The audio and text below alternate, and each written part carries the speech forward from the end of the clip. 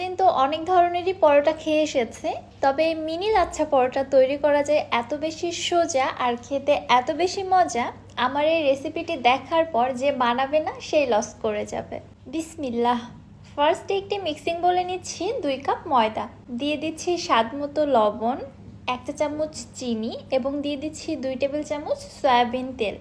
এবারে নর্মাল তাপমাত্রায় পানি দিয়ে আমি একটি সেমি সফট ডো তৈরি করে নিচ্ছি। ডোটা তৈরি করার পরে একটি ভেজা কিন্তু নেংড়ানো কিচেন টাওয়াল দিয়ে ডোটিকে আমি রেস্টে রেখে দিচ্ছি প্রায় 10 থেকে 15 মিনিটের জন্য। একটি বাটির মধ্যে নিয়ে নিচ্ছি 2 টেবিল চামচ কর্নফ্লাওয়ার এবং সাথে দিলাম 3 টেবিল চামচ সয়াবিন তেল।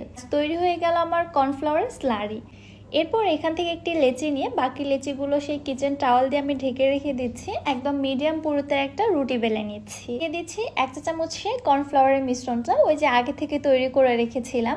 এবার একটি পিৎজা কাটারের সাহায্যে রুটিটাকে আমি এক সাইড থেকে যতটা সম্ভব চিকন চিকন করে কেটে নিচ্ছি। এবার এই রুটির টুকরোগুলোকে হাত দিয়ে এভাবে টেনে একটু লম্বা করে নিচ্ছি, তারপরে এইভাবে এক সাইড থেকে ফোল্ড করে নিচ্ছি। আমি একটি প্যানের মধ্যে সামান্য পরিমাণে তেল ব্রাশ করে নিলাম, দেন এর উপরে পরোটাগুলো দিয়ে দিচ্ছি। এবারে সময় নিয়ে ভাজতে ভাজতে দেখতে পারবেন প্রত্যেকটি লেয়ার একদম আলাদা হয়ে যাচ্ছে। এইবার আমি আপনাদের একটু দেখাই পরোটাগুলো কত বেশি লেয়ারি হয়েছে।